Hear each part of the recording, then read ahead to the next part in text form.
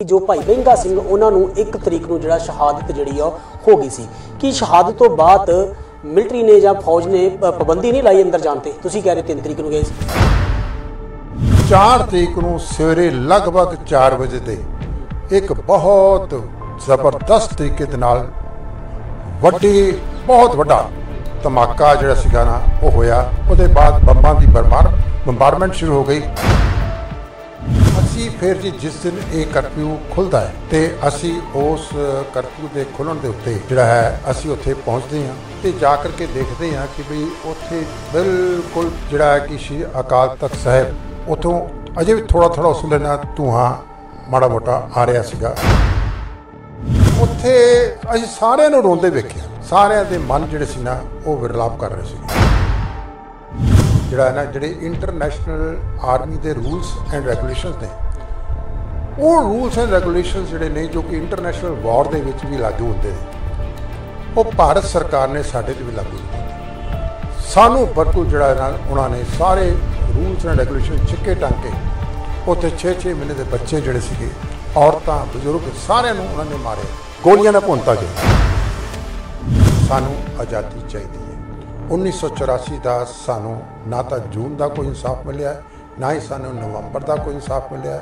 ਸਾਡੇ ਤਖਤ ਢਾਹਤੇ ਗਏ, ਸਾਡੇ ਹਰਿਮੰਦਰ ਸਾਹਿਬ ਢਾਹਤਾ ਗਿਆ, ਸਾਡੀ ਜਿਹੜੀ ਸਿੱਖ ਰੈਫਰੈਂਸ ਲਾਇਬ੍ਰੇਰੀ ਸੀਗੀ, ਸਾਡਾ ਜਿਹੜਾ ਅਮੀਰ ਵਿਰਸਾ ਸੀਗਾ ਉਹ ਸਾਰਾ ਕੁਝ ਲੁੱਟ ਕੇ ਲੈ ਗਏ।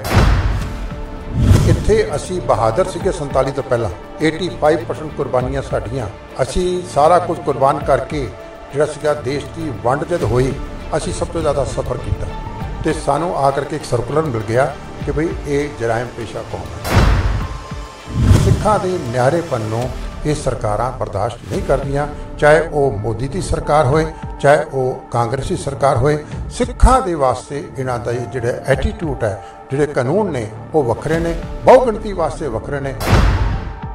ਉਹਨਾਂ ਨੇ ਦਰਬਾਰ ਸਾਹਿਬ ਤੇ ਹਮਲਾ ਕੀਤਾ ਸੀਗਾ ਜਿਹਦੇ ਨਾਲ ਕਿ ਸਿੱਖਾਂ ਨੂੰ ਜ਼ਲੀਲ ਕੀਤਾ ਜਾ ਸਕੇ, ਸਿੱਖਾਂ ਨੂੰ ਦੱਸਿਆ ਜਾ ਸਕੇ ਤੁਸੀਂ ਇਸ ਦੇਸ਼ ਦੇ ਵਿੱਚ ਗੁਲਾਮ ਹੋ। ਗੁਰੂ ਅਰਜਨ ਪਾਤਸ਼ਾਹ ਦੇ ਸ਼ਹੀਦੀ ਗੁਰਪੁਰਬ ਨੂੰ ਮਨਾਉਣ ਲਈ ਵੱਧ ਤੋਂ ਵੱਧ ਸੰਗਤ ਹੋਏਗੀ ਤੇ ਇਹਦੇ ਨਾਲ ਆਰਮੀ ਨੂੰ ਵੱਧ ਤੋਂ ਵੱਧ ਬੰਦੇ ਜਿਹੜੇ ਸੀਗੇ ਸੰਗਤ ਜਿਹੜੀ ਹੈ ਸਿੱਖ ਮਾਰਨ ਦਾ ਪੂਰਾ ਮੌਕਾ ਮਿਲੇਗਾ। ਸੋ ਇਹ ਜਿਹੜਾ ਦਿਨ ਦੀ ਚੋਣ ਕੀਤੀ ਗਈ ਹੈ ਸਿੱਖਾਂ ਦਾ ਜੈਨੋਸਾਈਡ ਕਰਨ ਲਈ, ਸਿੱਖਾਂ ਨੂੰ ਦਾ ਕਤਲੇਆਮ ਕਰਨ ਵਾਸਤੇ ਇਹ ਦਿਨ ਚੁਣਿਆ ਗਿਆ ਸੀਗਾ। ਅਡਵਾਨੀ ਨੇ ਮਾਈ ਕੰਟਰੀ ਮਾਈ ਲਾਈਫ ਦੀ ਆਪਣੀ ਕਿਤਾਬ ਦੇ ਵਿੱਚ ਇਹ ਗੱਲ ਬੜੇ ਸਪਸ਼ਟ ਸ਼ਬਦਾਂ ਦੇ ਵਿੱਚ ਲਿਖੀ ਹੈ ਕਿ ਦਰਬਾਰ ਸਾਹਿਬ ਤੇ ਫੌਜੀ ਹਮਲਾ ਕਰਨ ਵਾਸਤੇ ਅਸੀਂ ਇੰਦਰਾ ਨੂੰ ਜ਼ੋਰ ਪਾਇਆ ਸੀਗਾ ਕਿ ਉੱਤੇ ਫੌਜੀ ਹਮਲਾ ਕੀਤਾ ਜਾਵੇ। ਸੰਤ ਜਰਨੈਲ ਸਿੰਘ ਖਾਲਸਾ ਭਿੰਡਰਾਂ ਵਾਲੇ ਬਾਦਲ ਨੂੰ ਬਿਲਕੁਲ ਲਾਗੇ ਨਹੀਂ ਲੱਗਣ ਦਿੰਦੇ ਸੀਗੇ। ਬਾਦਲ ਇਹਨਾਂ ਦੇ ਪੈਰਾਂ ਤੇ ਆ ਕੇ ਬਹਿੰਦਾ ਸੀਗਾ ਸੰਤ ਜਰਨੈਲ ਸਿੰਘ ਖਾਲਸਾ ਭਿੰਡਰਾਂ ਵਾਲੇ ਦੇ। ਲੇਕਿਨ ਅੱਜ ਤੁਸੀਂ ਦੇਖ ਲਓ ਅੱਜ ਦਮਦਮੀ ਟਕਸਾਲ ਦਾ ਮੁਖੀ ਕੀ ਕਰ ਰਿਹਾ, ਅੱਜ ਉਹ ਬਾਦਲਾਂ ਦੇ ਪੈਰਾਂ ਤੇ ਟਿਕਿਆ ਹੋਇਆ।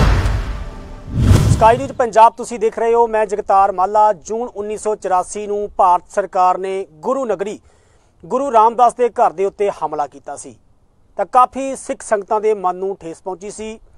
ਜਿਸ ਪੂਰੇ ਵਿਸ਼ੇ ਤੇ ਸਾਡੇ ਨਾਲ ਗੱਲਬਾਤ ਲਈ ਤਿਆਰ ਨੇ ਪ੍ਰੋਫੈਸਰ ਬਲਜਿੰਦਰ ਸਿੰਘ ਜੀ।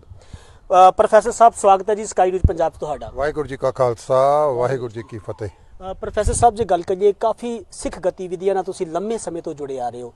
जिस टाइम श्री दरबार साहब ते भारत सरकार ने हमला किया सीगा उस टाइम तुसी कित्थे हो, पूरी गलबात जिहड़ी अज तुहाडे नाल इस विषय ते करांगे। देखो दरबार साहब के उत्ते फौजी हमला 1 जून 1984 तो आरंभ हो गया सीगा और 1 जून जिवें कि सारिਆਂ ਨੂੰ पता है कि CRPF ने गोलीबारी चलाई सीगी और तकरीबन 7-8 घंटे वो गोलीबारी चली सीगी ਜਿਹਦੇ ਵਿੱਚ ਕਿ ਪਹਿਲੇ ਸ਼ਹੀਦ ਭਾਈ ਮਹਿੰਗਾ ਸਿੰਘ ਬੱਬਰ ਸੀਗੇ, ਬੱਬਰ ਖਾਲਸਾ ਇੰਟਰਨੈਸ਼ਨਲ ਦੇ। ਤੇ ਉਹਦੇ ਬਾਅਦ 1 ਜੂਨ ਨੂੰ ਰਾਤ ਦੇ ਵੇਲੇ ਕਰਫਿਊ ਲੱਗਿਆ ਸੀਗਾ ਜੋ ਕਿ ਕਰਫਿਊ 2 ਤਰੀਕ ਨੂੰ ਕੰਟੀਨਿਊ ਰਿਹਾ ਔਰ 2 ਤਰੀਕ ਨੂੰ ਸਿੰਘ ਸਾਹਿਬਾਨ ਸ਼੍ਰੋਮਣੀ ਕਮੇਟੀ ਅਤੇ ਜਿਹੜੀਆਂ ਅੰਦਰ ਜਥੇਬੰਦੀਆਂ ਸੀਗੀਆਂ ਉਹ ਸਾਰੀਆਂ ਦੀ ਸਾਰੀਆਂ ਜਿਹੜੀ ਸੀਗੀਆਂ ਉੱਥੇ ਬੜੀ ਹਿਲਚੁਲ ਰਹੀ और इस गल के क्यास लगाए जा रहे थे कि बई हुण एक वड्डा हमला होने की तैयारी है। मैं 1 तरीक ते 2 तरीक ਅੰਮ੍ਰਿਤਸਰ ਵਿੱਚ ਨਹੀਂ ਸੀਗਾ।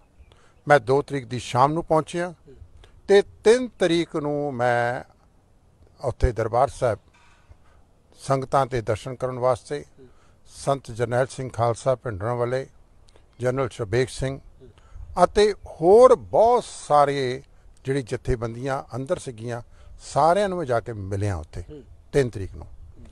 ਕਿਉਂਕਿ 3 ਤਰੀਕ ਨੂੰ ਪੰਚਮ ਪਾਤਸ਼ਾਹ ਸ੍ਰੀ ਗੁਰੂ ਅਰਜਨ ਦੇਵ ਜੀ ਮਹਾਰਾਜ ਦਾ ਸ਼ਹੀਦੀ ਦਿਹਾੜਾ ਸੀਗਾ।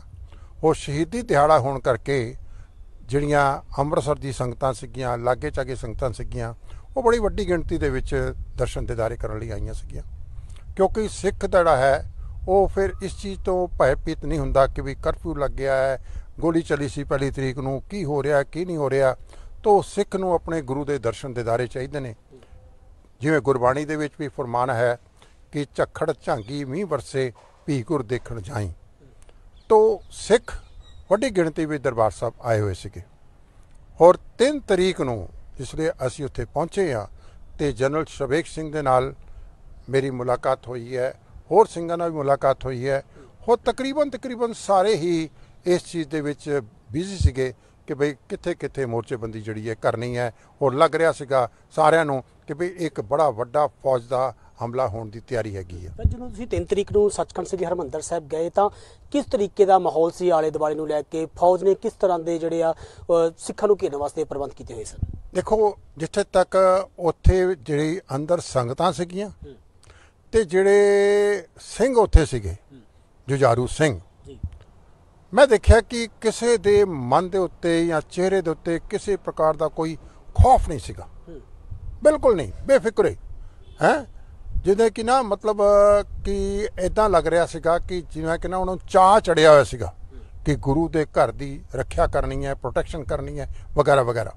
ਸੋ ਕਿਸੇ ਪ੍ਰਕਾਰ ਦਾ ਕੋਈ ਡਰ ਨਹੀਂ ਸੀਗਾ, ਖੌਫ ਨਹੀਂ ਸੀਗਾ ਉੱਥੇ ਕਿਸੇ ਕਿਸਮ ਦਾ। ਤੇ ਸੰਗਤਾਂ ਜਿਹੜੀਆਂ ਸੀਗੀਆਂ ਉਹ ਸੰਗਤਾਂ ਉੱਥੇ ਬੜੀ ਵੱਡੀ ਗਿਣਤੀ ਦੇ ਵਿੱਚ ਨਤਮਸਤਕ ਹੋਣ ਲਈ ਆਈਆਂ ਹੋਈਆਂ ਸੀਗੀਆਂ। ਸੋ ਉੱਥੇ ਕੁੱਲ ਮਿਲਾ ਕਰਕੇ ਜਿਹੜਾ ਸੀਗਾ ਮਾਹੌਲ ਉਹ ਇਸ ਪ੍ਰਕਾਰ ਦਾ ਸੀਗਾ ਕਿ ਬਈ ਇੱਕ ਸਮਰਪਣ ਦੀ ਭਾਵਨਾ, ਇੱਕ ਕੁਰਬਾਨ ਹੋਣ ਦੀ ਭਾਵਨਾ ਜਿਹੜੀ ਸੀਗੀ ਸੰਗਤਾਂ ਦੇ ਵਿੱਚ ਸੀਗੀ। ਹੋਰ ਬਹੁਤ ਸਾਰੀ ਸੰਗਤਾਂ ਐਸੀਆਂ ਵੀ ਸੀਗੀਆਂ ਜੋ ਕਿ ਕੇਵਲ ਦਰਸ਼ਨ ਦੀਦਾਰੇ ਕਰਨ ਆਈਆਂ ਸੀਗੀਆਂ ਤੇ ਲੇਕਿਨ ਸ਼ਾਮ ਨੂੰ, ਕਿਉਂਕਿ 3 ਤਰੀਕ ਦੀ ਸ਼ਾਮ ਨੂੰ ਕਰਫਿਊ ਲੱਗ ਗਿਆ ਦੁਬਾਰਾ, ਤੇ ਉਹ ਵਿੱਚੇ ਟਰੈਪ ਹੋ ਗਈਆਂ ਹਜ਼ਾਰਾਂ ਦੀ ਗਿਣਤੀ ਦੇ ਵਿੱਚ। ਉਹ ਸੰਗਤਾਂ ਉੱਥੇ ਟਰੈਪ ਹੋ ਗਈਆਂ। ਬਹੁਤ ਸਾਰੀ ਸੰਗਤਾਂ ਜਿਹੜੀ ਸੀਗੀਆਂ ਮੰਜੀ ਸਾਹਿਬ ਦੀਵਾਨ ਹਾਲ ਦੇ ਵਿੱਚ ਟਰੈਪ ਹੋ ਗਈਆਂ, ਉੱਥੇ ਸੌਂ ਗਈਆਂ। ਕਈ ਸੰਗਤਾਂ ਜਿਹੜੀਆਂ ਪਰਿਕਰਮਾ ਵੀ ਸੌਂ ਗਈਆਂ ਕਿਉਂਕਿ ਕਰਫਿਊ ਲੱਗ ਗਿਆ ਦੁਬਾਰਾ। ਪ੍ਰੋਫੈਸਰ ਸਾਹਿਬ, ਇੱਕ ਇੱਥੇ ਵੱਖਰੀ ਚੀਜ਼ ਵੇਖਣ ਨੂੰ ਮਿਲਦੀ ਹੈ ਕਿ ਜੋ ਭਾਈ ਮਹਿੰਗਾ ਸਿੰਘ ਉਹਨਾਂ ਨੂੰ 1 ਤਰੀਕ ਨੂੰ ਜਿਹੜਾ ਸ਼ਹਾਦਤ ਜਿਹੜੀ ਆ ਹੋ ਗਈ ਸੀ, ਕਿ ਸ਼ਹਾਦਤ ਤੋਂ ਬਾਅਦ ਮਿਲਟਰੀ ਨੇ ਜਾਂ ਫੌਜ ਨੇ ਪਾਬੰਦੀ ਨਹੀਂ ਲਾਈ ਅੰਦਰ ਜਾਣ ਤੇ? ਤੁਸੀਂ ਕਹਿ ਰਹੇ 3 ਤਰੀਕ ਨੂੰ ਗਏ ਸੀ ਤੁਸੀਂ। ਨਹੀਂ, ਦੇਖੋ ਇੱਦਾਂ ਹੈ ਕਿ ਕਰਫਿਊ ਖੋਲਤਾ ਗਿਆ ਸੀਗਾ। ਜਦ ਕਰਫਿਊ ਖੁੱਲ ਜਾਏਗਾ ਤੇ ਫਿਰ ਤਾਂ ਕੋਈ ਵੀ ਬੰਦਾ ਆ ਸਕਦਾ ਹੈ ਤੇ ਮੱਥਾ ਟੇਕ ਕੇ ਵਾਪਸ ਜਾ ਵੀ ਸਕਦਾ ਹੈ। ਸੋ ਇਸ ਪ੍ਰਕਾਰ ਦਾ ਮਾਹੌਲ ਸੀਗਾ ਕਿ ਕਰਫਿਊ ਜਦ ਖੋਲਤਾ ਗਿਆ, 2 ਤਰੀਕ ਨੂੰ ਭਾਈ ਮਹਿੰਗਾ ਸਿੰਘ ਬੱਬਰ ਦਾ ਸੰਸਕਾਰ ਕੀਤਾ ਗਿਆ ਦਰਬਾਰ ਸਾਹਿਬ ਦੇ ਵਿੱਚ ਹੀ, ਠੀਕ ਹੈ। ਉੱਥੇ ਹੀ ਕਹਿੰਦੀਆਂ ਮੰਜੀ ਸਾਹਿਬ ਦੀਵਾਨ ਹਾਲ ਦੇ ਲਾਗੇ ਉੱਥੇ ਸੰਸਕਾਰ ਕੀਤਾ ਗਿਆ। ਤੇ ਉੱਥੇ ਮਾਹੌਲ ਇਸ ਪ੍ਰਕਾਰ ਦਾ ਸੀਗਾ ਜਦ ਕਰਫਿਊ ਖੁੱਲ ਗਿਆ ਤੇ ਸੰਗਤ ਆ ਵੀ ਸਕਦੀ ਹੈ, ਜਾ ਵੀ ਸਕਦੀ ਹੈ, ਲੋਕੀ ਸਕੂਟਰਾਂ ਤੇ ਪੈਦਲ ਆਮ ਵਰਗਾ ਮਾਹੌਲ ਹੋ ਗਿਆ, ਮਾਹੌਲ ਹੋ ਗਿਆ ਸੀਗਾ, ਆਮ ਵਰਗਾ ਮਾਹੌਲ ਹੋ ਗਿਆ ਸੀਗਾ। ਤੇ ਇੱਕ ਗੱਲ ਬੜੀ ਕਲੀਅਰ ਹੈ ਕਿ ਜਿਸ ਵੇਲੇ ਗੁਰੂ ਦਾ ਸ਼ਹੀਦੀ ਦਿਹਾੜਾ ਮਨਾਉਣਾ ਹੈ ਤੇ ਉਸ ਵੇਲੇ ਸੰਗਤ ਜਿਹੜੀ ਹੈ ਨਾ ਇਸ ਪ੍ਰਕਾਰ ਦੀ ਗੱਲਾਂ ਤੇ ਪਾਬੰਦੀਆਂ ਤੋਂ ਡਰਦੀ ਵੀ ਨਹੀਂ ਹੈ ਜੀ। ਇਹ ਗੁਰੂ ਨੇ ਸਾਡੇ ਨਾ ਜਿਹੜਾ DNA ਹੈ ਨਾ, ਸਾਡੇ ਜਿਹੜੇ ਜੀਨਸ ਨੇ, ਸਾਡੀ ਜਿਹੜੀ ਮਾਨਸਿਕਤਾ ਹੈ ਉਹਦੇ ਵਿੱਚ ਡਰ ਜਿਹੜਾ ਹੈ ਨਾ ਉਹ ਨਹੀਂ ਹੈਗਾ ਕਿਸੇ ਕਿਸਮ ਦਾ। ਪ੍ਰੋਫੈਸਰ ਸਾਹਿਬ, ਮੈਂ ਇੱਥੇ ਇਸੇ ਸਵਾਲ ਨਾਲ ਜੁੜਿਆ ਸਵਾਲ ਕਰਾਂਗਾ ਕਿ ਹਮਲਾ ਕਿਦੋਂ ਹੋਇਆ ਸੀ, ਕਿਸ ਰਾਤ ਜਿਹੜਾ ਹਮਲਾ ਕੀਤਾ ਗਿਆ? ਇਹ 3 ਤਰੀਕ ਦੀ ਤੇ 4 ਤਰੀਕ ਦੀ ਰਾਤ, 4 ਤਰੀਕ ਨੂੰ ਸਵੇਰੇ ਲਗਭਗ 4 ਵਜੇ ਦੇ ਇੱਕ ਬਹੁਤ ਜ਼ਬਰਦਸਤ ਤਰੀਕੇ ਦੇ ਨਾਲ ਬਹੁਤ ਵੱਡਾ ਧਮਾਕਾ ਜਿਹੜਾ ਸੀਗਾ ਨਾ ਉਹ ਹੋਇਆ। ਉਹਦੇ ਬਾਅਦ ਬੰਬਾਂ ਦੀ ਬੰਬਾਰਮੈਂਟ ਸ਼ੁਰੂ ਹੋ ਗਈ। ਤੇ ਕਿਉਂਕਿ ਮੈਂ 3 ਤਰੀਕ ਨੂੰ ਇਹ ਸਾਰੇ ਸਿੰਘਾਂ ਨੂੰ ਮਿਲਣ ਦੇ ਬਾਅਦ ਜਿਹੜਾ ਸੀਗਾ ਮੈਂ ਆਪਣੇ ਘਰ ਪਰਤ ਕੇ ਆ ਗਿਆ ਸੀਗਾ। ਤੇ ਅਸੀਂ ਸਵੇਰੇ ਅੰਮ੍ਰਿਤ ਵੇਲੇ ਅਸੀਂ ਅਜੇ ਕੋਠੇ ਤੇ ਲੰਮੇ ਪਏ ਸੀਗੇ ਕਿ ਬੜੀ ਉੱਚੀ ਗੜਗੜਾਹਟ ਦੇ ਨਾਲ ਧਮਾਕੇ ਜਿਹੜੇ ਹੋਏ ਤੇ ਅੰਮ੍ਰਿਤਸਰ ਦੀਆਂ ਸਾਰੀਆਂ ਬਿਲਡਿੰਗਾਂ ਜਿਹੜੀਆਂ ਸੀਗੀਆਂ ਉਹ ਹਿਲ ਗਈਆਂ। ਦਰਬਾਰ ਸਾਹਿਬ ਤੋਂ ਪ੍ਰੋਫੈਸਰ ਸਾਹਿਬ ਕਿੰਨੀ ਦੂਰੀ ਤੇ ਸੀ ਘਰ ਆਪਣਾ? ਮੇਰਾ ਤਕਰੀਬਨ 4.5 ਕਿਲੋਮੀਟਰ ਦੇ ਲਗਭਗ ਘਰ ਸੀਗਾ। ਕਿਸ ਤਰ੍ਹਾਂ ਦੇ ਹਾਲਾਤ ਸੀ ਉਸ ਸਮੇਂ, ਜੇ ਤੁਸੀਂ ਆਵਾਜ਼ਾਂ ਸੁਣੀਆਂ ਜਾਂ ਤੁਸੀਂ ਲਾਈਟਾਂ ਕਿਸੇ ਤਰ੍ਹਾਂ ਦੀਆਂ ਨਿਕਲਦੀਆਂ ਦੇਖੀਆਂ ਹੋਣ? ਉਸ ਵੇਲੇ ਬੰਬਾਂ ਦੀਆਂ ਲਾਈਟਾਂ ਜਿਹੜੀਆਂ ਸੀਗੀਆਂ ਉਹ ਦੇਖਣ ਨੂੰ ਮਿਲੀਆਂ। ਠੀਕ ਹੈ, ਇੱਕਦਮ ਉਸ ਵੇਲੇ ਇੱਕ ਖੌਫ ਦਾ ਡਰ ਸੀਗਾ ਤੇ 4 ਚੁਫੇਰੇ ਜਿਹੜਾ ਸੀ ਕਰਫਿਊ ਸੀਗਾ। ਮਿਲਟਰੀ ਦੀਆਂ ਗੱਡੀਆਂ ਦੀ ਰਾਤ ਨੂੰ ਆਵਾਜ਼ ਆਉਂਦੀ ਸੀਗੀ। ਹੋਰ ਕਿਸੇ ਪ੍ਰਕਾਰ ਦਾ ਕੋਈ ਟ੍ਰੈਫਿਕ ਨਹੀਂ ਸੀਗਾ ਕਿਉਂਕਿ ਪੰਜਾਬ ਦੇ ਵਿੱਚ 3 ਤਰੀਕ ਦੀ ਸ਼ਾਮ ਨੂੰ ਰਾਤੀ 9 ਵਜੇ ਦੇ ਕਰੀਬ ਜਿਹੜਾ ਸੀਗਾ ਪੂਰੇ ਪੰਜਾਬ ਦੇ ਵਿੱਚ ਆਵਾਜਾਈ ਠੱਪ ਕਰਤੀ ਗਈ ਸੀਗੀ। ਪੂਰਾ ਪੰਜਾਬ ਫੌਜ ਦੇ ਹਵਾਲੇ ਕਰਤਾ ਗਿਆ ਸੀਗਾ। ਕਰਫਿਊ ਲੱਗਿਆ ਸੀਗਾ। ਸਾਰੇ ਟੈਲੀਫੋਨ ਕਨੈਕਸ਼ਨਸ ਕੱਟ ਦਿੱਤੇ ਗਏ ਸੀਗੇ ਤੇ ਸਾਰਾ ਪੰਜਾਬ ਫੌਜ ਦੀ ਸਪੁਰਦਗੀ ਚਲੇ ਗਿਆ ਸੀਗਾ। ਪੁਲਿਸ ਦੇ ਅਧਿਕਾਰ ਖਤਮ ਹੋ ਗਏ ਸੀਗੇ। ਪੱਤਰਕਾਰਾਂ ਦੇ ਅਧਿਕਾਰ ਖਤਮ ਹੋ ਗਏ ਸੀਗੇ ਤੇ ਉਸ ਤੋਂ ਬਾਅਦ ਦਰਬਾਰ ਸਾਹਿਬ ਦੇ ਅੰਦਰ ਕਿਸੇ ਨੂੰ ਵੀ ਜਾਣ ਦੀ ਤੇ ਕਿਸੇ ਨੂੰ ਬਾਹਰ ਆਉਣ ਦੀ ਇਜਾਜ਼ਤ ਜਿਹੜੀ ਸੀਗੀ ਉਹ ਨਹੀਂ ਸੀ। ਤੁਸੀਂ ਉਸ ਮੌਕੇ ਤੇ ਜਾਂ ਸਵੇਰੇ ਕਿਸੇ ਟਾਈਮ ਤੇ ਪਹੁੰਚੇ? ਵੀ ਮੈਂ ਦੇਖਾਂ ਹਰ ਰੋਜ਼ ਜਿੱਥੇ ਗੁਰੂ ਦਰਬਾਰ ਤੇ ਦਰਸ਼ਨ ਕਰਨ ਵਾਸਤੇ ਜਾਂਦੇ ਸੀ, ਮੱਥਾ ਟੇਕਣ ਵਾਸਤੇ ਜਾਂਦੇ, ਸਵੇਰੇ ਕੋਈ ਇੱਛਾ ਉੱਠੀ ਮੈਂ ਜਾਣ ਦੀ? ਬਿਲਕੁਲ ਜੀ, ਉੱਠੀ ਸੀਗੀ। ਮੈਨੂੰ ਯਾਦ ਹੈ ਕਿ 5 ਤਰੀਕ ਨੂੰ, ਸ਼ਾਇਦ 5 ਤਰੀਕ ਸੀਗੀ, ਸਵੇਰ ਦੇ ਵੇਲੇ ਜਨਰਲ ਸ਼ਬੇਗ ਸਿੰਘ ਦੇ ਭਰਾਤਾ ਬੇਅੰਤ ਸਿੰਘ ਜੀ ਜਿਹੜੇ ਸੀਗੇ ਉਹ ਕਿਸੇ ਤਰੀਕੇ ਨਾਲ ਮੇਰੇ ਜਿੱਥੇ ਮੈਂ ਰਹਿ ਰਿਹਾ ਸੀਗਾ ਆਪਣੇ ਸਹੁਰੇ ਘਰ ਉੱਥੇ ਪਹੁੰਚ ਗਏ। ਉੱਥੇ ਪਹੁੰਚ ਕੇ ਮੈਨੂੰ ਕਹਿੰਦੇ ਕਿ ਕੁਝ ਖਬਰ ਆਈ, ਪਤਾ ਲੱਗਿਆ ਕੁਝ ਅੰਦਰੋਂ ਕੋਈ ਖਬਰ ਹੈਗੀ ਹੈ ਜਨਰਲ ਸਾਹਿਬ ਦੇ ਬਾਰੇ ਤੇ ਬਾਕੀ ਸਿੰਘਾਂ ਬਾਰੇ। ਤੇ ਅਸੀਂ ਬੜੀ ਔਖਿਆਈ ਦੇ ਨਾਲ ਅਸੀਂ ਸਕੂਟਰ ਤੇ ਬਹਿ ਕੇ ਥੋੜਾ ਚਿਰ ਅੱਗੇ ਗਏ ਤੇ ਅੱਗੇ ਜਾ ਕਰਕੇ ਸਾਨੂੰ ਆਰਮੀ ਵਾਲਿਆਂ ਨੇ, ਫੌਜ ਵਾਲਿਆਂ ਨੇ ਰੋਕ ਲਿਆ ਤੇ ਉਹ ਵੀ ਵਾਪਸ ਪਰਤ ਕੇ ਆ ਗਏ ਤੇ ਮੈਂ ਵੀ ਵਾਪਸ ਪਰਤ ਕੇ ਆ ਗਿਆ। ਜਨਰਲ ਸ਼ਬੇਗ ਸਿੰਘ ਦੇ ਭਰਾਤਾ ਜੀ ਤੋਂ ਇਹ 5 ਤਰੀਕ ਦੀ ਗੱਲ ਹੈਗੀ ਹੈ ਕਿਉਂਕਿ ਉਸ ਵੇਲੇ ਕਿਸੇ ਨੂੰ ਅੱਗੇ ਮੂਵਮੈਂਟ ਨਹੀਂ ਸੀਗੀ ਕਿ ਦਰਬਾਰ ਸਾਹਿਬ ਤੱਕ ਕੋਈ ਪਹੁੰਚ ਸਕੇ। ਪ੍ਰੋਫੈਸਰ ਸਾਹਿਬ, ਜਿਵੇਂ ਤੁਹਾਨੂੰ ਆਰਮੀ ਨੇ ਉੱਥੇ ਨਹੀਂ ਜਾਣ ਦਿੱਤਾ ਗਿਆ, ਕਰਫਿਊ ਲੱਗਾ ਹੋਇਆ ਸੀ, ਤਾਂ ਫਿਰ ਤੁਹਾਨੂੰ ਕਿਸ ਤਰ੍ਹਾਂ ਜਾਣਕਾਰੀ ਮਿਲੀ ਕਿ ਦਰਬਾਰ ਸਾਹਿਬ ਤੇ ਇਸ ਤਰ੍ਹਾਂ ਦਾ ਹਮਲਾ ਹੋ ਗਿਆ? ਦੇਖੋ, ਦਰਬਾਰ ਸਾਹਿਬ ਤੇ ਹਮਲੇ ਦੀ ਖਬਰਾਂ ਜਿਹੜੀ ਸੀਗੀਆਂ ਉਹ ਸਾਨੂੰ BBC ਦੇ ਮਾਧਿਅਮ ਦੇ ਰਾਹੀਂ ਵੀ ਮਿਲਦੀਆਂ ਰਹੀਆਂ। ਕੁਝ ਭਾਰਤ ਦਾ ਦੂਰਦਰਸ਼ਨ ਦੇ ਰਾਹੀਂ ਮਿਲਦੀਆਂ ਰਹੀਆਂ। ਭਾਰਤ ਦਾ ਦੂਰਦਰਸ਼ਨ ਤੇ BBC ਦੀਆਂ ਖਬਰਾਂ ਦੇ ਵਿੱਚ ਕਾਫੀ ਅੰਤਰ ਸੀਗਾ। ਦੂਰਦਰਸ਼ਨ ਕੁਝ ਹੋਰ ਬੋਲ ਰਿਹਾ ਸੀਗਾ, BBC ਕੁਝ ਹੋਰ ਬੋਲ ਰਿਹਾ ਸੀਗਾ। 6 ਤਰੀਕ ਨੂੰ ਸਾਨੂੰ ਖਬਰ ਮਿਲੀ ਹੈ ਕਿ ਬਈ ਸਾਰਾ ਕੁਝ ਫੌਜ ਨੇ ਜਿਹੜਾ ਸੀਗਾ ਦਰਬਾਰ ਸਾਹਿਬ ਸ਼੍ਰੀ ਅਕਾਲ ਤਖਤ ਸਾਹਿਬ ਆਪਣੇ ਕਬਜ਼ੇ ਵਿੱਚ ਕਰ ਲਿਆ ਹੈਗਾ ਤੇ ਸੰਤ ਜਰਨੈਲ ਸਿੰਘ ਜੀ ਖਾਲਸਾ ਪਿੰਡਰਾਂਵਾਲੇ, ਜਨਰਲ ਸ਼ਬੇਗ ਸਿੰਘ ਜੀ, ਭਾਈ ਅਮਰੀਸ਼ ਸਿੰਘ ਜੀ ਅਤੇ ਹੋਰ ਬਹੁਤ ਸਾਰੇ ਸਿੰਘਾਂ ਦਾ ਸਾਨੂੰ ਪਤਾ ਲੱਗਿਆ ਤੇ ਮਨ 'ਚ ਬੜਾ ਵੈਰਾਗ ਆਇਆ, ਬਹੁਤ ਵੈਰਾਗ ਆਇਆ। ਹੋਰ ਗੱਲ ਚੇਤੇ ਰੱਖਿਓ, ਜਿਸ ਵੇਲੇ ਬੰਦੇ ਦੇ ਸਿੱਖ ਦੇ ਮਨ 'ਚ ਵੈਰਾਗ ਆਉਂਦਾ ਨਾ, ਸਿੱਖ ਭੱਜ ਕੇ ਨਾ ਗੁਰੂ ਗ੍ਰੰਥ ਸਾਹਿਬ ਜੀ ਦੀ ਓਟ ਲੈਂਦਾ। ਹੋਰ ਮੈਂ ਆਪਣੇ ਸਹੁਰੇ ਘਰ ਸੀਗਾ, ਸਹੁਰੇ ਘਰ ਸ਼੍ਰੀ ਗੁਰੂ ਗ੍ਰੰਥ ਸਾਹਿਬ ਦਾ ਪ੍ਰਕਾਸ਼ ਹੈਗਾ ਤੇ ਮੈਂ ਸਿੱਧਾ ਬਾਬਾ ਜੀ ਦੇ ਕਮਰੇ 'ਚ ਮਹਾਰਾਜ ਦੇ ਓਟ ਆਸਰਾ ਲਿਆ, ਹੁਕਮਨਾਮਾ ਲਿਆ। ਹੁਕਮਨਾਮੇ ਨੂੰ ਸੁਣ ਕੇ ਮਨ ਦੇ ਵਿੱਚ ਕੁਝ ਤਰਵਾਸ ਆਇਆ। ਹੋਰ ਸਹੀ ਮੈਨੇ ਦੱਸੀਏ ਕਿ ਉਸ ਵੇਲੇ ਆਪਣੇ ਆਪ ਤੇ ਕੰਟਰੋਲ ਨਹੀਂ ਹੋ ਰਿਹਾ ਸੀਗਾ, ਰੋਣਾ ਆ ਰਿਹਾ ਸੀਗਾ ਕਿਉਂਕਿ ਸਾਨੂੰ ਆਪਣੀ ਜਾਨ ਤੋਂ ਵੀ ਪਿਆਰਾ, ਆਪਣੀ ਜਿੰਨ ਤੋਂ ਵੀ ਪਿਆਰਾ, ਆਪਣੇ ਪਰਿਵਾਰ ਨਾਲੋਂ ਵੀ ਜ਼ਿਆਦਾ ਪਿਆਰਾ ਹਰਿਮੰਦਰ ਸਾਹਿਬ ਹੈ, ਸ਼੍ਰੀ ਅਕਾਲ ਤਖਤ ਸਾਹਿਬ ਹੈ, ਸ਼੍ਰੀ ਗੁਰੂ ਗ੍ਰੰਥ ਸਾਹਿਬ ਜੀ ਨੇ। ਸੋ ਇੱਕ ਵੈਰਾਗ ਹਰ ਸਿੱਖ ਦੇ ਮਨ 'ਚ ਆਇਆ, ਭਾਵੇਂ ਉਹ ਅੰਮ੍ਰਿਤਸਰ ਰਹਿੰਦਾ ਹੈ, ਭਾਵੇਂ ਉਹ ਬਾਹਰ ਰਹਿੰਦਾ ਹੈ। ਸੋ ਇੱਕ ਜਿਹੜਾ ਵੈਰਾਗ ਵਾਲਾ ਜਿਹੜਾ ਸੀਗਾ ਉਹ ਜਿੰਨੇ ਵੀ ਮੇਰੇ ਪਰਿਵਾਰ ਦੇ ਵਿੱਚ, ਮੇਰੇ ਸਹੁਰੇ ਪਰਿਵਾਰ ਵਿੱਚ ਸੀਗੇ, ਸਾਰਿਆਂ ਦੇ ਦੇਖਣਾ ਚਿਹਰਿਆਂ ਤੇ ਮਾਤਮ ਜਿਹਾ ਛਾ ਗਿਆ, ਜਿਵੇਂ ਕਿ ਅਸੀਂ ਸਭ ਕੁਝ ਸਭ ਕੁਝ ਲੁੱਟ ਗਿਆ ਹੁੰਦਾ, ਅਸੀਂ ਬਰਬਾਦ ਹੋ ਗਏ ਹੁੰਦੇ ਹਾਂ, ਸਾਡੇ ਪੱਲੇ ਕੱਖ ਨਹੀਂ ਰਿਹਾ। ਜਿਸ ਲਈ ਇਹ ਖਬਰਾਂ ਸਾਰੀਆਂ ਸੁਣੀਆਂ, ਸੋ 6 ਤਰੀਕ ਨੂੰ ਇਹ ਸਾਰੀਆਂ ਖਬਰਾਂ ਅਸੀਂ ਸੁਣਦੇ ਰਹੇ ਹਾਂ। ਬਾਹਰ ਜਾਣ ਦਾ ਸਾਨੂੰ ਮੌਕਾ ਹੀ ਨਹੀਂ ਮਿਲਿਆ ਕਿਉਂਕਿ ਬਾਹਰ ਸੜਕਾਂ ਦੇ ਉੱਤੇ ਆਰਮੀ ਦੀ ਗਸ਼ਤ ਬਹੁਤ ਵਧੀ ਹੋਈ ਸੀਗੀ। ਪ੍ਰੋਫੈਸਰ ਸਾਹਿਬ, ਕਿੰਨੇ ਕੁ ਦਿਨ ਜਿਹੜਾ ਕਰਫਿਊ ਜਿਹੜਾ ਫੌਜ ਵੱਲੋਂ ਲਗਾਇਆ ਗਿਆ ਸੀ? ਅਸੀਂ ਫਿਰ ਜੀ ਜਿਸ ਦਿਨ ਇਹ ਕਰਫਿਊ ਖੁੱਲ੍ਹਦਾ ਹੈ ਤੇ ਅਸੀਂ ਉਸ ਕਰਫਿਊ ਦੇ ਖੁੱਲ੍ਹਣ ਦੇ ਉੱਤੇ ਜਿਹੜਾ ਹੈ ਅਸੀਂ ਉੱਥੇ ਪਹੁੰਚਦੇ ਹਾਂ ਤੇ ਜਾ ਕਰਕੇ ਦੇਖਦੇ ਹਾਂ ਕਿ ਬਈ ਉੱਥੇ ਬਿਲਕੁਲ ਜਿਹੜਾ ਹੈ ਕਿ ਸ਼੍ਰੀ ਅਕਾਲ ਤਖਤ ਸਾਹਿਬ ਉੱਥੋਂ ਅਜੇ ਵੀ ਥੋੜਾ ਉਸ ਵੇਲੇ ਨਾ ਧੂੰਆਂ ਮਾੜਾ ਮੋਟਾ ਆ ਰਿਹਾ ਸੀਗਾ ਤੇ ਸਾਰੇ ਹੀ ਸੰਗਤ ਜਿੰਨੀ ਵੀ ਉੱਥੇ ਆਈ ਸੀਗੀ। ਤਕਰੀਬਨ ਪ੍ਰੋਫੈਸਰ ਸਾਹਿਬ ਕਿੰਨੇ ਕੁ ਦਿਨਾਂ ਬਾਅਦ ਪਹੁੰਚੇ ਹੋਗੇ ਤੁਸੀਂ? ਅਸੀਂ 2 ਦਿਨਾਂ ਬਾਅਦ ਪਹੁੰਚੇ, 7 ਤਰੀਕ ਨੂੰ ਪਹੁੰਚੇ ਹਾਂ ਤੇ ਉੱਥੇ ਅਸੀਂ ਸਾਰਿਆਂ ਨੂੰ ਰੋਂਦੇ ਵੇਖਿਆ ਹੈ, ਸਾਰਿਆਂ ਨੂੰ ਰੋਂਦੇ ਵੇਖਿਆ। ਸਾਰਿਆਂ ਦੇ ਮਨ ਜਿਹੜੇ ਸੀ ਨਾ ਉਹ ਵਿਰਲਾਪ ਕਰ ਰਹੇ ਸੀਗੇ ਕਿਉਂਕਿ ਇਹ ਹਮਲਾ ਭਾਰਤ ਸਰਕਾਰ ਨੇ ਬੜਾ ਕਰੂਰਤਾ ਦੇ ਨਾਲ ਸਾਨੂੰ ਇਸ ਤਰੀਕੇ ਨਾਲ ਕੀਤਾ ਜਿਵੇਂ ਕਿ ਜਿਹੜਾ ਹੈ ਨਾ, ਜਿਹੜੇ ਇੰਟਰਨੈਸ਼ਨਲ ਆਰਮੀ ਦੇ ਰੂਲਸ ਐਂਡ ਰੈਗੂਲੇਸ਼ਨਸ ਨੇ ਉਹ ਰੂਲਸ ਐਂਡ ਰੈਗੂਲੇਸ਼ਨਸ ਜਿਹੜੇ ਨੇ ਜੋ ਕਿ ਇੰਟਰਨੈਸ਼ਨਲ ਵਾਰ ਦੇ ਵਿੱਚ ਵੀ ਲਾਗੂ ਹੁੰਦੇ ਨੇ, ਉਹ ਭਾਰਤ ਸਰਕਾਰ ਨੇ ਸਾਡੇ ਤੇ ਵੀ ਲਾਗੂ ਨਹੀਂ ਕੀਤੇ। ਸਾਨੂੰ ਬਿਲਕੁਲ ਜਿਹੜਾ ਨਾ ਉਹਨਾਂ ਨੇ ਸਾਰੇ ਰੂਲਸ ਐਂਡ ਰੈਗੂਲੇਸ਼ਨ ਛਿੱਕੇ ਟੰਗ ਕੇ ਉੱਥੇ 6-6 ਮਹੀਨੇ ਦੇ ਬੱਚੇ ਜਿਹੜੇ ਸੀਗੇ, ਔਰਤਾਂ, ਬਜ਼ੁਰਗ, ਸਾਰਿਆਂ ਨੂੰ ਉਹਨਾਂ ਨੇ ਮਾਰਿਆ, ਗੋਲੀਆਂ ਨਾਲ ਭੁੰਨਤਾ ਗਿਆ। ਪ੍ਰੋਫੈਸਰ ਸਾਹਿਬ, ਤੇ ਸਵਾਲ ਖੜਾ ਹੁੰਦਾ, ਜਿਹੜੀਆਂ ਸੰਗਤਾਂ ਉੱਥੇ ਦਰਸ਼ਨ ਦੀਦਾਰ ਕਰਨ ਵਾਸਤੇ ਪਹੁੰਚੀਆਂ ਸੀ, ਕਿ ਫੌਜ ਦੇ ਵੱਲੋਂ ਉਹਨਾਂ ਨੂੰ ਸਮਾਂ ਨਹੀਂ ਦੇ ਦਿੱਤਾ ਗਿਆ ਵੀ ਤੁਸੀਂ ਬਾਹਰ ਨਿਕਲ ਜਾਓ? ਕਿਸ ਤਰ੍ਹਾਂ? ਬਿਲਕੁਲ ਨਹੀਂ ਜੀ, ਇਹ ਫੌਜ ਨੇ ਬਿਲਕੁਲ ਵੀ ਸਮਾਂ ਨਹੀਂ ਦਿੱਤਾ। ਔਰ ਬੜੀ ਵੱਡੀ ਗਿਣਤੀ ਦੇ ਵਿੱਚ ਜਿਹੜੀ ਹੈ ਨਾ, ਉਹ ਸਿੱਖ ਸੰਗਤਾਂ, ਬਜ਼ੁਰਗ, ਮਾਤਾਵਾਂ, ਬੱਚੇ, ਜਿਹੜੀ ਭੈਣਾਂ ਜਿਹੜੀਆਂ ਸੀਗੀਆਂ, ਔਰਤਾਂ, ਇਹ ਬੜੀ ਵੱਡੀ ਗਿਣਤੀ ਦੇ ਵਿੱਚ ਫੌਜ ਨੇ ਜਿਹੜੀ ਸੀਗੀ ਮਾਰੇ। ਉਹ ਕੁੱਲ ਮਿਲਾ ਕਰਕੇ ਅਗਰ ਦੇਖਿਆ ਜਾਏ ਕਿ ਇਹ ਇੱਕ ਐਸਾ ਜਿਹੜਾ ਸੀਗਾ ਜੈਨੋਸਾਈਡ ਹੋਇਆ ਹੈ, ਇੱਕ ਐਸਾ ਘੱਲੂਕਾਰਾ ਹੈ ਜਿਹਦੇ ਵਿੱਚ ਕਿ ਮੈਂ ਸਮਝਦਾ ਕਿ ਸਾਨੂੰ ਉਹਦੇ ਬਾਅਦ ਸਾਡੀ ਮਾਨਸਿਕਤਾ ਦੇ ਵਿੱਚ ਤੇ 1984 ਜਿਨ੍ਹਾਂ ਨੇ ਦੇਖਿਆ ਤੇ 1984 ਜਿਨ੍ਹਾਂ ਨੇ ਸੁਣਿਆ ਬਾਅਦ 'ਚ, ਉਹਨਾਂ ਸਾਰਿਆਂ ਦੀ ਮਾਨਸਿਕਤਾ ਦੇ ਵਿੱਚ ਇੱਕ ਗੱਲ ਉਕਰ ਗਈ ਹੈ ਕਿ ਬਈ ਅਸੀਂ ਇਸ ਦੇਸ਼ ਦੇ ਵਿੱਚ ਗੁਲਾਮ ਹਾਂ ਤੇ ਸਾਨੂੰ ਆਜ਼ਾਦੀ ਚਾਹੀਦੀ ਹੈ। 1984 ਦਾ ਸਾਨੂੰ ਨਾ ਤਾਂ ਜੂਨ ਦਾ ਕੋਈ ਇਨਸਾਫ ਮਿਲਿਆ, ਨਾ ਹੀ ਸਾਨੂੰ ਨਵੰਬਰ ਦਾ ਕੋਈ ਇਨਸਾਫ ਮਿਲਿਆ।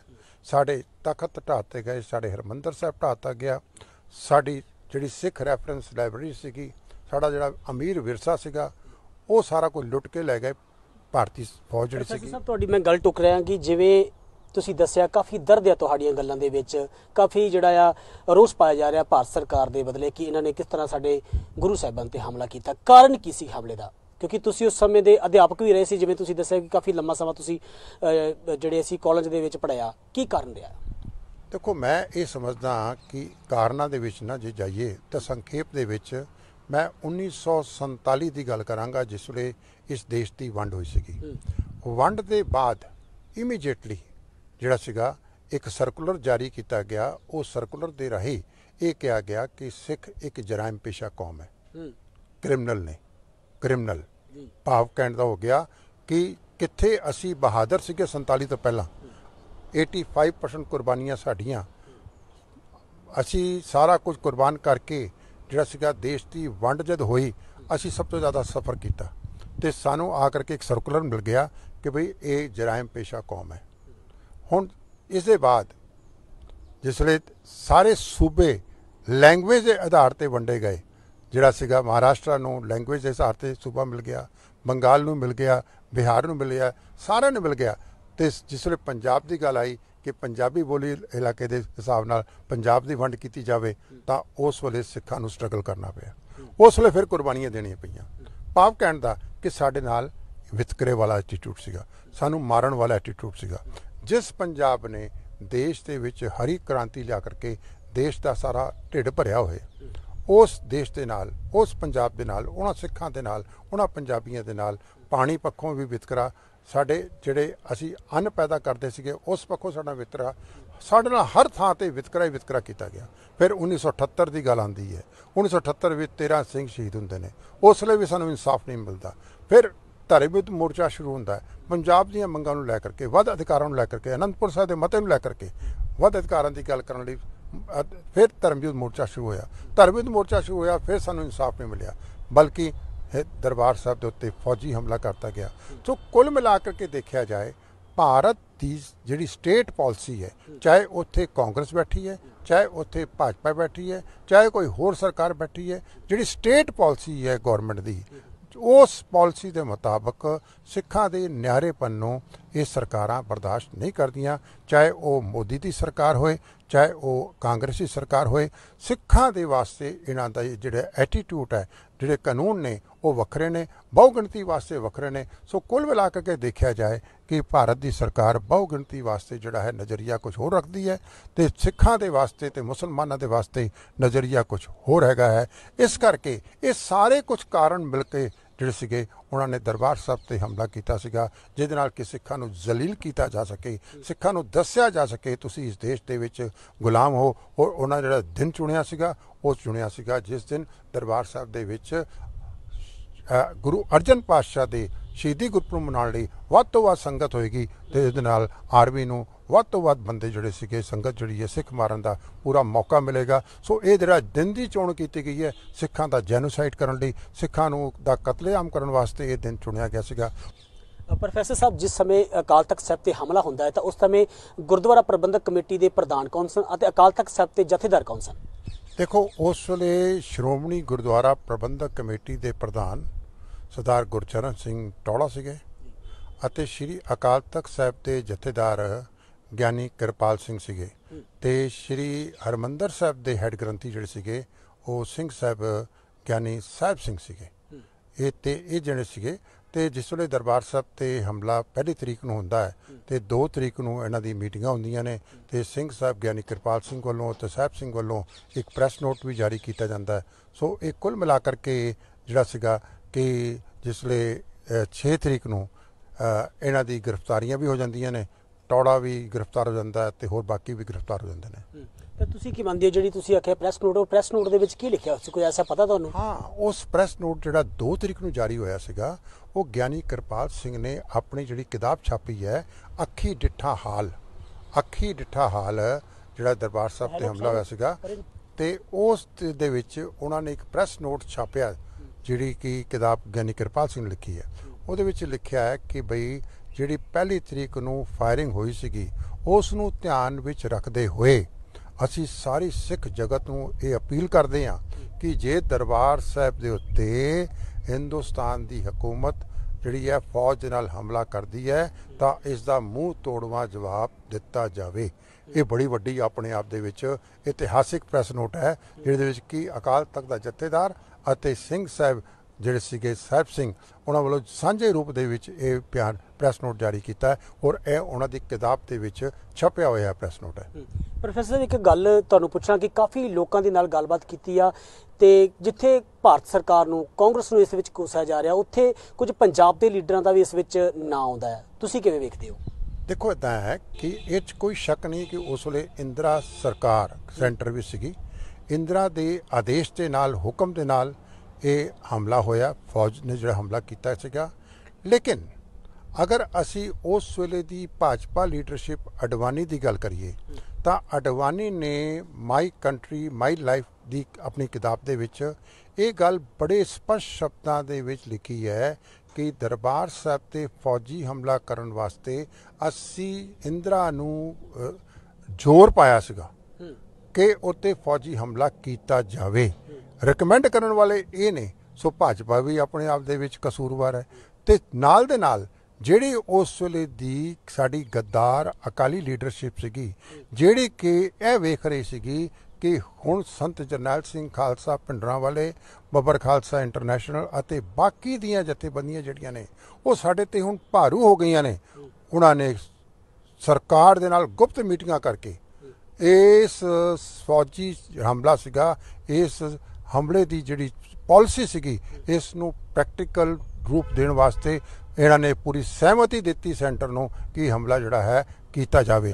ਕਿਹੜੇ ਕਾਲੀ ਲੀਡਰਾਂ ਦੀ ਗੱਲ ਕਰ ਰਹੇ ਤੁਸੀਂ? ਮੈਂ ਉਸ ਵੇਲੇ ਦੀ ਜਿਹੜੀ ਵੀ ਕਾਲੀ ਲੀਡਰਸ਼ਿਪ ਸੀਗੀ ਜਿਹਦੇ 'ਚ ਕਿ ਸੰਤ ਜਰਨੈਲ ਸਿੰਘ ਖਾਲਸਾ ਭਿੰਡਰਾਂ ਵਾਲਿਆਂ ਨੂੰ ਪਿਛਾਂਹ ਸੁੱਟਣ ਵਾਸਤੇ ਉਸ ਵੇਲੇ ਲੌਂਗੋਵਾਲ ਦਾ ਵੀ ਹੱਥ ਸੀਗਾ, ਉਸ ਵੇਲੇ ਬਲਵੰਤ ਸਿੰਘ ਦਾ ਵੀ ਕਸੂਰਵਾਰ ਸੀਗਾ, ਉਸ ਵੇਲੇ ਬਾਦਲ ਵੀ ਕਸੂਰਵਾਰ ਸੀਗਾ। ਇਹ ਸਾਰੇ ਬੰਦੇ ਜਿਹੜੇ ਸੀ ਨਾ ਇਹੋ ਚਾਹੁੰਦੇ ਸੀਗੇ ਤੇ ਉਸ ਵੇਲੇ ਮੈਂ ਗੱਲ ਕਲੀਅਰ ਕਰਦੇ ਹਾਂ ਕਿ ਸੰਤ ਜਰਨੈਲ ਸਿੰਘ ਖਾਲਸਾ ਭਿੰਡਰਾਂ ਵਾਲੇ ਬਾਦਲ ਨੂੰ ਬਿਲਕੁਲ ਲਾਗੇ ਨਹੀਂ ਲੱਗਣ ਦਿੰਦੇ ਸੀਗੇ।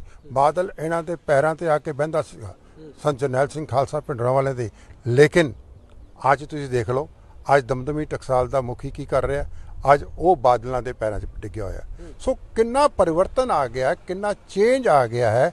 ਬੜੀ ਹੈਰਾਨਗੀ ਦੀ ਗੱਲ ਹੈ। ਸਾਡੀਆਂ ਸੰਸਥਾਵਾਂ ਖਤਮ ਹੋ ਗਈਆਂ, ਸਾਡੀਆਂ ਸੰਸਥਾਵਾਂ ਤਹਿਸ-ਨਹਿਸ ਹੋ ਗਈਆਂ ਸਿਰਫ ਤੇ ਸਿਰਫ ਇਸ ਕਰਕੇ ਕਿ ਸਾਨੂੰ ਕੁਝ ਚੌਧਰਾਂ ਚਾਹੀਦੀਆਂ ਨੇ। ਅਸੀਂ ਚੌਧਰ ਦੇ ਭੁੱਖੇ ਹਾਂ, ਅਸੀਂ ਪੈਸਿਆਂ ਦੇ ਭੁੱਖੇ ਹਾਂ, ਅਸੀਂ ਸ਼ੋਹਰਤ ਦੇ ਭੁੱਖੇ ਹਾਂ। ਤਾਂ ਇਸ ਕਰਕੇ ਉਸ ਵੇਲੇ ਜਿਹੜਾ ਸੀਗਾ ਇਹ ਸਾਰਾ ਕੁਝ ਅਕਾਲੀ ਲੀਡਰਸ਼ਿਪ ਵੀ ਇਹਦੇ ਵਿੱਚ ਰਿਸਪੌਂਸੀਬਲ ਹੈ। ਪ੍ਰੋਫੈਸਰ ਸਾਹਿਬ, ਬਹੁਤ ਸਾਰੀਆਂ ਤਸਵੀਰਾਂ ਸੰਤ ਜਰਨੈਲ ਸਿੰਘ ਭਿੰਡਰਾਂ ਵਾਲਿਆਂ ਨੇ ਦੇਖੀਆਂ ਜਿਹਦੇ ਵਿੱਚ ਉਹਨਾਂ ਨੇ ਹਥਿਆਰ ਰੱਖੇ ਆ, ਜਿਹੜੇ ਉਹਨਾਂ ਦੇ ਨਾਲ ਬੋਡੀਗਾਰਡ ਸੀ ਉਹ ਵੀ ਹਥਿਆਰਾਂ ਦੇ ਨਾਲ ਲੈਸ ਨੇ। ਕੀ ਤੁਸੀਂ ਮੰਨਦੇ ਹੋ ਕਿ ਦਰਬਾਰ ਸਾਹਿਬ ਦੇ ਅੰਦਰ ਇੰਨੇ ਜ਼ਿਆਦਾ ਹਥਿਆਰ ਲੈ ਕੇ ਜਾਣਾ ਵਾਜਬ ਆ? ਅੱਜ ਕੱਲ੍ਹ ਕਿਸੇ ਨੇ ਮੱਥਾ ਟੇਕਣ ਜਾਣਾ ਹੋਏ ਤੇ 3600 ਦੀਆਂ ਤਲਾਸ਼ੀਆਂ ਲਈਆਂ ਜਾਂਦੀਆਂ। ਦੇਖੋ, ਮੈਂ ਇੱਥੇ ਨਾ ਤੁਹਾਡੇ ਨਾਲ ਸਿੱਖ ਸਿਧਾਂਤ ਦੀ ਗੱਲ ਕਰਾਂਗਾ। ਸਰਕਾਰ ਕੀ ਕਹਿੰਦੀ ਹੈ, ਸ਼੍ਰੋਮਣੀ ਕਮੇਟੀ ਕੀ ਕਹਿੰਦੀ ਹੈ, ਕਿਉਂਕਿ ਸ਼੍ਰੋਮਣੀ ਕਮੇਟੀ ਕਈ ਵਾਰ ਸਰਕਾਰ ਦੇ ਨਾਲ ਚੱਲਦੀ ਹੈ। ਮੈਂ ਸਿੱਖ ਸਿਧਾਂਤ ਦੀ ਗੱਲ ਕਰਾਂਗਾ, ਗੁਰਬਾਣੀ ਦੀ ਗੱਲ ਕਰਾਂਗਾ। ਗੁਰਬਾਣੀ ਦੇ ਵਿੱਚ ਦਸਮ ਪਾਤਸ਼ਾਹ ਨੇ ਇਹ ਚੀਜ਼ ਅੰਕਿਤ ਕੀਤੀ ਹੈ, ਅਸ ਕਿਰਪਾਨ ਖੰਡੋ ਖੜਕ ਤੁਬਕ ਤਬਰ ਅਰਤੀਰ ਸਹਿਬ ਸਰੋਹੀ ਸਹਿਤੀ ਯਹੀ ਹਮਾਰੇ ਪੀਰ। ਗੁਰੂ ਸਾਹਿਬ ਨੇ ਸਾਰੇ ਸ਼ਸਤਰਾਂ ਨੂੰ ਆਪਣਾ ਪੀਰ ਕਹਿ ਕੇ ਪੁਕਾਰਿਆ ਤੇ ਸਾਡਾ ਜਨਮ ਵੀ ਖੰਡੇ 'ਚ ਹੋਇਆ। ਸਾਡਾ ਜਨਮ ਜਿਹੜਾ ਸ਼ਸਤਰ ਦੇ ਵਿੱਚ ਹੋਇਆ ਹੈ। ਸ਼ਸਤਰ ਤੇ ਸਿੱਖ ਇਹ ਦੋਨੋਂ ਚੀਜ਼ਾਂ ਨੂੰ ਤੁਸੀਂ ਅਲੱਗ-ਅਲੱਗ ਨਹੀਂ ਕਰ ਸਕਦੇ। ਤੋ ਸਿੱਖ ਦਾ ਸ਼ਸਤਰ ਪਾ ਕਰਕੇ ਆਪਣੇ ਗੁਰੂ ਦੇ ਸਨਮੁਖ ਜਾਣਾ ਜਿਹੜਾ ਹੈ, ਇਹ ਸਾਨੂੰ ਇਸ ਚੀਜ਼ ਦਾ ਹੁਕਮ ਹੈ, ਸੱਚੇ ਪਾਤਸ਼ਾਹ ਦਾ ਹੁਕਮ ਹੈ ਸਾਨੂੰ, ਤੇ ਅਸੀਂ ਆਪਣੇ ਗੁਰੂ ਕੋਲ ਸ਼ਸਤਰ ਲੈ ਕੇ ਜਾਈਏ। ਉਹਨਾਂ ਸ਼ਸਤਰਾਂ ਦੇ ਵਿੱਚ ਰਿਵਾਇਤੀ ਸ਼ਸਤਰ ਵੀ ਹੈਗੇ ਨੇ ਤੇ ਉਹਨਾਂ ਦੇ ਵਿੱਚ ਫਾਇਰ ਆਰਮਸ ਵੀ ਹੈਗੇ ਨੇ। ਲੇਕਿਨ ਐਟ ਦਾ ਸੇਮ ਟਾਈਮ ਜਿਹੜਾ ਹੈ ਕਿ ਸਰਕਾਰਾਂ ਨੂੰ ਇਹੋ ਜਿਹੀ ਗੱਲਾਂ ਪਸੰਦ ਨਹੀਂ ਹੁੰਦੀਆਂ। ਸੋ ਸ਼੍ਰੀ ਅਕਾਲ ਤਖਤ ਸਾਹਿਬ ਤੇ ਜਿਸ ਵੇਲੇ ਸਿਰਜਣਾ ਕੀਤੀ ਗਈ ਸੀਗੀ, ਮੈਂ ਸਾਂਝਾ ਕਰ ਲਈ ਗੱਲ, ਸ਼੍ਰੀ ਅਕਾਲ ਤਖਤ ਦੀ ਸਿਰਜਣਾ ਕੀਤੀ ਗਈ ਸੀਗੀ ਤੇ 6ਵੇਂ ਪਾਤਸ਼ਾਹ ਸਿੱਖ ਸੰਗਤਾਂ ਨੂੰ ਇਹ ਕਿਹਾ ਕਰਦੇ ਸੀਗੇ ਕਿ ਵਧੀਆ ਤੋਂ ਵਧੀਆ ਨਸਲ ਦੇ ਘੋੜੇ ਲੈ ਕੇ ਆਓ, ਵਧੀਆ ਤੋਂ ਵਧੀਆ ਕਿਸਮ ਦੇ ਤੁਸੀਂ ਸ਼ਸਤਰ ਲੈ ਕੇ ਆਓ। ਤਾਂ ਉੱਥੇ ਬੰਦੂਕਾਂ ਵੀ ਉਹਨਾਂ ਨੂੰ ਭੇਟ ਕੀਤੀਆਂ ਜਾਂਦੀਆਂ ਸੀਗੀਆਂ, ਵਧੀਆ ਤੋਂ ਵਧੀਆ ਹਥਿਆਰ ਭੇਟ ਕੀਤੇ ਜਾਂਦੇ ਸੀਗੇ, ਵਧੀਆ ਤੋਂ ਵਧੀਆ ਘੋੜੇ ਭੇਟ ਕੀਤੇ ਜਾਂਦੇ ਸੀਗੇ। ਸੋ ਸ਼੍ਰੀ ਅਕਾਲ ਤਖਤ ਸਾਹਿਬ ਮੀਰੀ ਪੀਰੀ ਦਾ ਸਿਧਾਂਤ ਹੈ।